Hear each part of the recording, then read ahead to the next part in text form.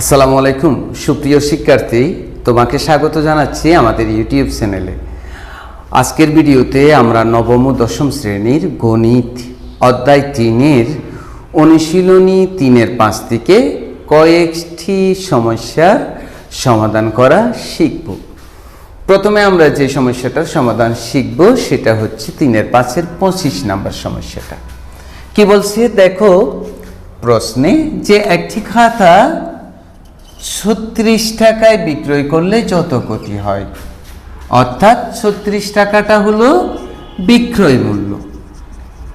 এত টাকায় বিক্রয় করলে যে ক্ষতি হয়, অর্থাৎ ক্ষতির পরিমাণ যত টাকা হয় আর কি। 72 টাকায় বিক্রয় করলে, ওই খাতাটা যদি 36 টাকায় না বিক্রি করে 72 টাকায় বিক্রি করত, তার মানে ক্ষতি যত হয় তার দ্বিগুণ লাভ হতো। অর্থাৎ ক্ষতি যত টাকা হতো তার দ্বিগুণ পরিমাণ টাকা লাভ হতো। খাতাটির ক্রয় মূল্য কত? আমরা খুব মনোযোগী হই, খুবই সহজ, কিন্তু ভিতরে ঢুকতে হবে।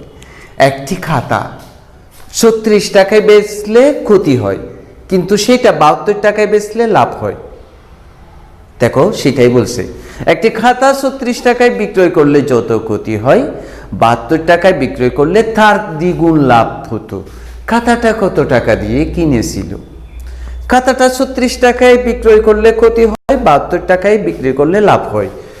তো কি কথা, 36 টাকায় বিক্রয় করলে ক্ষতির পরিমাণ যত টাকা, 72 টাকায় বিক্রি করলে লাভের পরিমাণ ওই ক্ষতির টাকার 2 গুণ, তার দ্বিগুণ লাভ হতো। মনে করো 36 টাকায় বিক্রি করলে 6 টাকা ক্ষতি হয়েছে, তাহলে 72 টাকায় বিক্রয় করলে 12 টাকা লাভ হতো। সেটাই বলছে ক্রয় মূল্য কত। আমরা বুঝতে পেরেছি প্রশ্নটা। 36 টাকায় বেচলে ক্ষতি হয়, ক্ষতির পরিমাণ কত এটা বলছে না, কিন্তু 72 টাকায় বেচলে লাভ হয়, ক্ষতির টাকা যত হয় তার দ্বিগুণ লাভ হয়। দ্রব্যটি কত টাকা দিয়ে কিনেছিল? খুবই সহজ, কথাটা মাথার ভিতর শুধু রাখবে। আমি প্রথমে যেটা বলছি সেটা তো মনে করি, দ্রব্যটার নাম আছে শিক্ষার্থীরা, সেটা কি? খাতা। খাতাটির ক্রয় মূল্য কি টাকা ধরতাম? x টাকা ধরি। খাতাটির ক্রয় মূল্য x টাকা। খুব ভালো করে দেখো, সুতরাং 36 টাকায় বিক্রয় করলে লাভ না ক্ষতি। 36 টাকায় বিক্রয় করলে ক্ষতি। হ্যাঁ, ক্ষতিটা কিভাবে আমরা বের করব? এখানে একটু মাথা কাটাতে হবে। যখন আমরা কোনো একটা জিনিস বিক্রি করলে ক্ষতি হয়, তখন বুঝতে হবে বিক্রয় মূল্যটা কম, ক্রয় মূল্যটা বেশি। হ্যাঁ, জাস্ট মনে করো এটা যদি আমি 40 টাকা দিয়ে কিনে এনে 30 টাকায় বিক্রি করি, ক্ষতি হলো না? তাহলে বিক্রয় মূল্য 30 টাকা কম, ক্রয় মূল্য 40 টাকা বেশি। তাহলে এই দ্রব্যটা বিক্রি করার ফলে ক্ষতি হয়েছে, তার মানে এইটার ক্ষেত্রে ক্রয় মূল্যটা বেশি, বিক্রয় মূল্যটা কম। তাহলে ক্ষতি কিভাবে বের করব? এই যে ক্ষতিটা আমরা তখন বের করব যে ক্রয় মূল্য বিয়োগ বিক্রয় মূল্য, ক্রয় মূল্য বিয়োগ বিক্রয় মূল্য। অর্থাৎ যত টাকা দিয়ে কিনে এনেছিল সেটা থেকে, মনে করো আমরা কিনে এনেছিলাম 40 টাকা দিয়ে, বিক্রি করে ফেলেছি 30 টাকা দিয়ে, 10 টাকা লস হয়ে গিয়েছে। তাহলে কি হবে? 36 টাকায় বিক্রয় করলে ক্ষতি হবে x বিয়োগ কত টাকা? 36 টাকা। আশা করছি তুমি বুঝতেছো। সুতরাং 72 টাকায় বিক্রয় করলে কত টাকা লাভ হয় দেখো তো। 72 টাকায় বিক্রয় করলে লাভ ইকুয়াল টু, হ্যাঁ, এটা যদি আমি 30 টাকা দিয়ে কিনে এনে 40 টাকায় বিক্রয় করি তাহলেই লাভ। তাহলে মনে রাখতে হবে, লাভে বিক্রি করলে, এটা তো লাভে 72 টাকা বিক্রয় করলে তার দ্বিগুণ লাভ হতো। লাভে বিক্রয় করলে তখন বিক্রয় মূল্যটা বেশি হয়, ক্রয় মূল্যটা কম হয়। যেমন এটা 30 টাকা দিয়ে কিনে এনে 40 টাকা বিক্রি করলাম, তাহলে লাভ কত? 10 টাকা। কিভাবে? বিক্রয় মূল্য বিয়োগ ক্রয় মূল্য। তাহলে লাভে যেহেতু বিক্রয় করছে, তখন এই বিক্রয় মূল্যটা বেশি আর ক্রয় মূল্যটা কম, এত টাকা। এবার আমরা সমীকরণ গঠন করে ফেলি। কি বলেছে দেখো, প্রশ্নটার কাছে যাও। 36 টাকায় বিক্রয় করলে যত ক্ষতি হয়, 72 টাকায় বিক্রয় করলে তার দ্বিগুণ লাভ হয়। এই লাইনটার ভিতর থাকবো। 34 টাকায় বিক্রয় করলে যত ক্ষতি হয়, ক্ষতিটা ওই লাভের টাকা 34 টাকায় বিক্রয় করলে যত ক্ষতি হয় 72 টাকায় বেচলে তার দ্বিগুণ লাভ হয়। অর্থাৎ লাভের পরিমাণটা হচ্ছে ক্ষতি যত তার দ্বিগুণ। তাহলে ক্ষতি হয়েছিল কত? x - 36, তাকে 2 দিয়ে গুণ দিলে লাভের টাকার পরিমাণের সমান হবে। দেখো, যত ক্ষতি হয় 72 টাকায় বিক্রয় করলে তার দ্বিগুণ লাভ হয়। অর্থাৎ এই ক্ষতির টাকাটা 2 গুণ হচ্ছে কিসের টাকা? লাভের টাকা। এই জন্যই আমি লাভের টাকাটা ক্ষতির টাকার 2 গুণ দিয়ে দিয়েছি। এখন যদি আমি x এর মান বের করে ফেলি, সেটাই কথাটার ক্রয় মূল্য করি। তোর সাথে x গুণ দিই, 36 দুগুণা 72, 72 মাইনাস x। তো আমরা তো x এর মান বের করব, টুয়াইস x বামে আছে, বামে থাকুক। এই x কে আমরা বামের দিকে ডানে আনি, মাইনাসটা প্লাস। এই 72 কেও বামের দিকে ডানে নিয়ে নিছি, মাইনাসটা প্লাস। তাহলে কি হলো? 23x 2 2 4 7 7 14। তাহলে x ইকুয়াল টু 144/3। তাহলে 3 4 12 3 8 24। সুতরাং খাতাটির ক্রয় মূল্য শিক্ষার্থীরা কত টাকা বের করলাম আমরা? 48 টাকা। এটাই হচ্ছে আনসার। আবারও বলছি শিক্ষার্থীরা, তুমি এই ধরনের প্রবলেমগুলো যত বেশি সলভ করবা, তোমার মাথার ব্যায়াম হবে। মাথা বলতে মস্তিষ্কের ব্যায়াম হবে, তত ভালো। তুমি তত বেশি চিন্তা করতে পারবে, এবং চিন্তা করতে হয় এরকম কাজগুলো ভালো করতে পারবে। এই জন্য এই কাজগুলো করতে চেষ্টা করবে। এবং যাদের ইচ্ছা আছে যে ভবিষ্যতে আইবি এর অর্থাৎ ইনস্টিটিউট অফ বিজনেস অ্যাডমিনিস্ট্রেশনের বিবিএ পড়বে, এমবিএ পড়বে, তাদের একটা অ্যাডমিশন টেস্ট দিতে হবে। সেই অ্যাডমিশন টেস্টে এই ধরনের প্রবলেমগুলিই অবজেক্টিভ হিসাবে থাকে। তো তোমার যদি লক্ষ্য থাকে সেখানে পৌঁছার, এখন থেকে এই কাজগুলোতে তুমি মনোযোগী হও, অবশ্যই তুমি ওই অ্যাডমিশন টেস্টে সফল হবে। এখন আমরা দৃষ্টি দিব 26 নম্বর সমস্যাটার সমাধানে। দেখো শিক্ষার্থীরা, মুনাফার একই হারে 300 টাকার 4 বছরের সরল মুনাফা, 400 টাকার 5 বছরের সরল মুনাফা একত্রে 128 টাকা হয়। মুনাফার হার কত? আমরা ক্লাস 8-এ সরল মুনাফা এবং চক্রবৃদ্ধি মুনাফার প্রবলেমগুলো সলভ করে এসেছি। নিশ্চয় আমাদের সূত্রগুলো মনে আছে, আমি তবু সূত্রগুলো আরেকবার মনে করে দিতে চেষ্টা করি। I equal to PNR, এটা সরল মুনাফার সূত্র। A equal to I plus P। আমি একটু ব্যাখ্যা করে লিখছি। I হলো সরল মুনাফা, I হলো সরল মুনাফা, P হলো মূলধন অথবা আসল, প্রিন্সিপিয়াল থেকে P এসেছে, ইন্টারেস্ট থেকে I এসেছে। তো এন মানি সময় কত বছর থাকে মূলধনগুলো, আর মানি রেট অফ ইন্টারেস্ট মুনাফার হার। মুনাফার হার। আমি আর বেশি ব্যাখ্যা করতে চাচ্ছি না।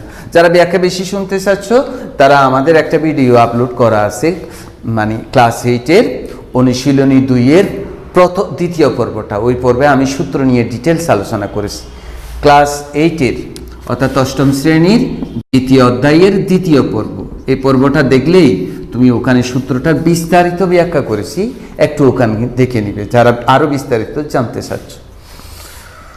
তো এটা হলো, আমরা যদি কোনো টাকা এন সময় রাখি এবং মুনাফার হার যদি আর হয়, তখন মুনাফা বের করার সূত্র হলো পিএনআর। এর ব্যাখ্যা দিই নাই। এ হলো মুনাফা মূলধন, মুনাফা আসল, অর্থাৎ এর ভিতর আই প্লাস পি দুটোটা যোগ করলে যেটা হয় সেটাই মুনাফা আসল। এখন আমাকে কি বলছে?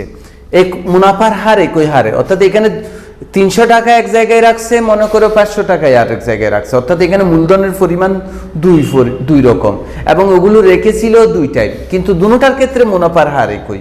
অর্থাৎ এই ক্ষেত্রে মুনাফার হার যত, এই ক্ষেত্রেও মুনাফার হার তত। অর্থাৎ 300 টাকা রাখার সময় মুনাফার হার যত ছিল, 400 টাকা রাখার সময়ও মুনাফার হার তত ছিল। এটাকেই বলছে মুনাফার একই হারে। তো 300 টাকা 4 বছরের সরল মুনাফা, 400 টাকার 5 বছরের সরল মুনাফা, দুটোটা যোগ করলে হয়েছে 128 টাকা। মুনাফার হার কত? শিক্ষার্থীরা, আমরা মনে করে নিই মুনাফার হার আর, আমরা আর মুনাফার হারটা আর বের করব, আরটা পরে পার্সেন্টেজে নিয়ে যাব। আর যখন বের হবে ওইটাকে আমরা পার্সেন্টেজে নিয়ে যাব, এখানে পার্সেন্টেজ করব না। এখন দেখো প্রথম ক্ষেত্রে কত টাকা ছিল, খুব খেয়াল করো। প্রথম ক্ষেত্রে ছিল এগুলো 300 টাকা, এবং এই টাকাগুলো ছিল কয় বছর? 4 বছর। সময় N1 ইকুয়াল টু কয় বছর? 4 বছর। তো মুনাফার হার তো একই, তাহলে এইটার মুনাফা কত হয় আমরা বের করি। এটার মুনাফা কত হয়? I1 equal to P1 N1 R1 আর দিব। কেন আর দিব? দুটোটার ক্ষেত্রে মুনাফার হার একই। আমি এখানে মান লিখে দিতে পারি 300 গুণ 4 গুণ আর 1200 আর। দ্বিতীয় ক্ষেত্রে কি হয় শিক্ষার্থীরা? দেখো, দ্বিতীয় ক্ষেত্রে আসল কত? 400, এবং এগুলো কয় বছর ছিল? 5 বছর ছিল। তাহলে দ্বিতীয় ক্ষেত্রে আসল প্রিন্সিপাল টু ইকুয়াল টু হচ্ছে 400 টাকা, এবং ওই টাকাগুলো ছিল কত বছর? সময় N2 ইকুয়াল টু কত বছর ছিল? 5 বছর ছিল। 5 বছর। এখন মুনাফার হার তো আর, তাহলে মুনাফা এই ক্ষেত্রে মুনাফা, দ্বিতীয় ক্ষেত্রে মুনাফা I2 equal to P2 N2 আর তো আরই।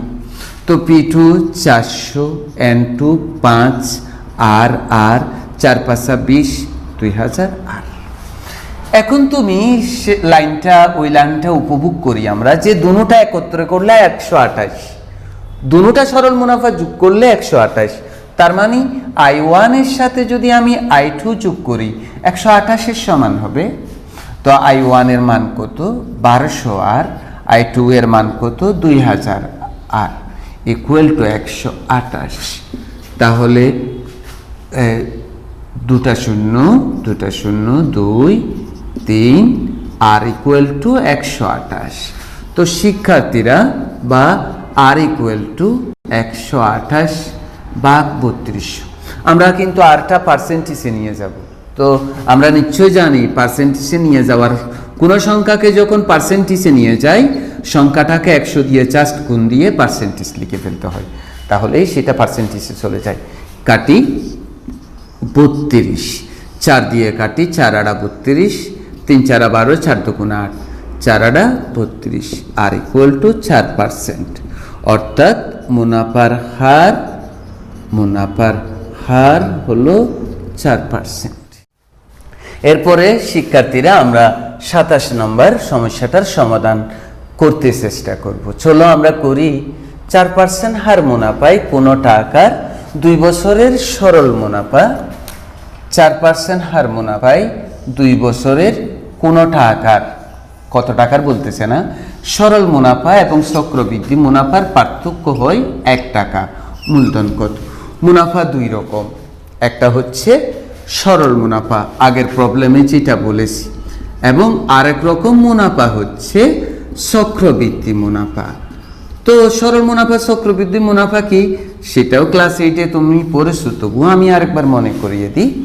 তুমি মনে করো জানুয়ারি মাস 2017 ইংরেজি 2017 সালে তুমি মনে করো 5000 টাকা একটা ব্যাংকে জমা রাখলে।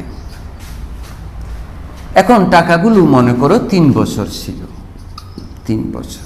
তো 3 বছর পর তুমি যখন মুনাফা হিসাব করবা তখন যদি এই সূত্র দিয়ে করো যে পি 5000, মনে করো মুনাফার হার আর কি 5%, 5 ভাগ 100, এন এর মান বসাবে 3, আর এর মান বসাবে 5 ভাগের 100, 0 0 চলে যায়, 5 5 25, 75 টাকা।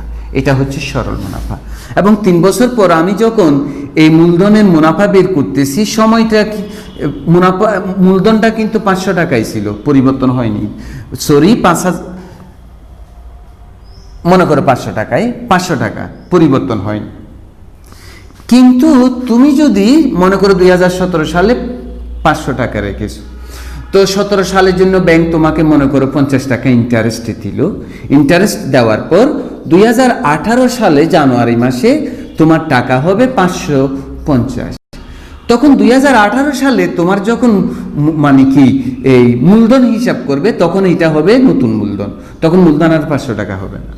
তখন এই 2018 সালে, অর্থাৎ তুমি 2019 সালে যদি টাকাটা তুলতে চাও জানুয়ারি মাসে, তখন তোমার এই 500 টাকা মূলধন ধরবে না, তখন মূলধন ধরবে 550 টাকা। তো 550 টাকার উপর তুমি মনে করো ইন্টারেস্ট পেলা 70 টাকা, তখন তোমার 2019 সালে মূলধন ধরবে 620 টাকা। তাহলে 2020 সালে এসে জানুয়ারি মাসে যখন তোমার কি করা হবে, হিসাব করা হবে, তখন 620 টাকা মূলধন ধরে এটার মুনাফা যত হয় তত। দেখো এখানে প্রত্যেক বছর কিন্তু মূলধন বাড়ছে, মূলধন আর একই রকম নাই। এই রকম ক্ষেত্রে যে মুনাফাটা হয় সেটাকে বলা হয় চক্রবৃদ্ধি মুনাফা।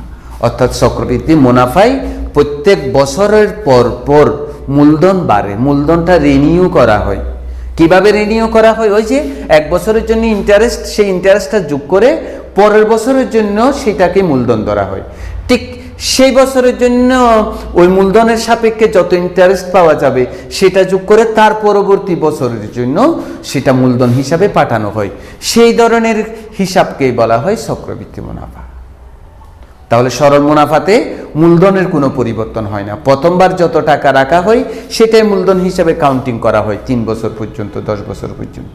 কিন্তু চক্রবৃদ্ধি মুনাফার ক্ষেত্রে প্রত্যেক বছর 1 বছর অন্তে অন্তে কি রিনিউ করা হয়? মূলধনটা একটু একটু করে বাড়ে। ওই বছরের মুনাফা ওই মূলধনের আগের মূলধনের সাথে যোগ করে পরের বছরের মূলধন ঠিক করা হয়। এই জন্য এটা সূত্র তো আর ওইটার মতো না। এটা সূত্র হচ্ছে C = P1 + R⁴ এবং চক্রবৃদ্ধি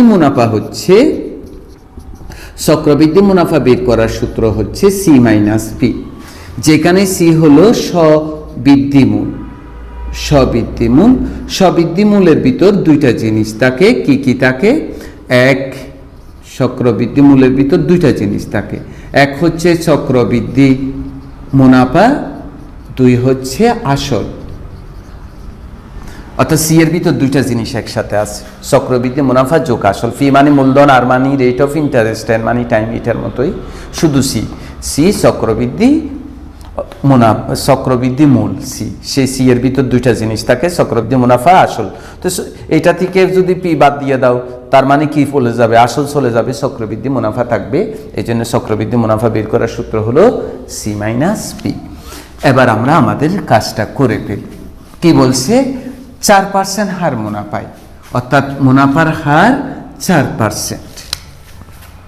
আমরা লিখেও পেলি একসাথে যে এখানে মুনাফার হার শিক্ষার্থীরা 4% আর = 4%। আমরা পার্সেন্টেজ তুলে পেলি, 4কে 100 দিয়ে ভাগ দিই, 1/25। কোনো টাকার, অর্থাৎ আসল কত বলতেছে না, তো সেটা আমরা মনে করে নিই। ধরি মূলধন কত টাকা? P টাকা। এটাই আমাকে বের করতে হবে। ওই যে মূলধনটা কোনো টাকার 2 বছরের, তার মানে এই টাকাগুলো ছিল কয় বছর? 2 বছর। তো 2 বছর কি হয়েছে? সরল মুনাফা চক্রবৃদ্ধি মুনাফার পার্থক্য 1 টাকা। তো চক্রবৃদ্ধি মুনাফা সরল মুনাফার পার্থক্য যেহেতু 1 টাকা, এটা দিয়েই আমি সমীকরণ গঠন করব। তার মানে আমাকে সরল মুনাফা বের করতে হবে, চক্রবৃদ্ধি মুনাফা বের করতে হবে। সেটা বের করি, আমরা সরল মুনাফা বের করি। সরল মুনাফা = PNR। তো P তো P, N হচ্ছে 2, আর হচ্ছে 1/25। এখানে 2 ফি হবে, 2 সাথে পি গুণ করো, 2 ফি/25 টাকা। তো শিক্ষার্থীরা এখন আমরা চক্রবৃদ্ধি মুনাফা বের করি। চক্রবৃদ্ধি মুনাফার সূত্র পাশে দেখো যে C - P। তো C = কত? P1 + R⁴ - P। তো P কমন নিয়ে পেলে আমরা, পিটা কমন নিই। 1, আর এর মান কত? আর এর মান হচ্ছে 1/25 ইন্টু n, এর মান হচ্ছে 2 - 1। তো P 25 সাথে 1 যোগ হবে, লসাগু 25 স্কয়ার -1।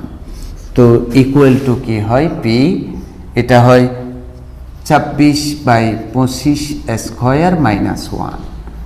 তো ওইটা হয় 25 625 676 -1। P আমরা লসাগু বের করি, 625 676 বিয়োগ 625। তো বিয়োগ দিলে শিক্ষার্থীরা কি হয়? বিয়োগ দিলে হয় = 625 টাকা। তাহলে এটা হচ্ছে চক্রবৃদ্ধি মুনাফা, এটা সরল মুনাফা। এই আলোচনাটা দেখে তুমি বুঝছো যে চক্রবৃদ্ধি মুনাফাটা বেশি, সরল মুনাফাটা সবসময় কম। তো পার্থক্য কয় টাকা? 1 টাকা। অর্থাৎ চক্রবৃদ্ধি মুনাফাটিকে সরল মুনাফা তুমি যদি বিয়োগ দিয়ে দাও, বিয়োগফল কার সমান হয়ে যাবে? 1-এর সমান হয়ে যাবে। চলো করি।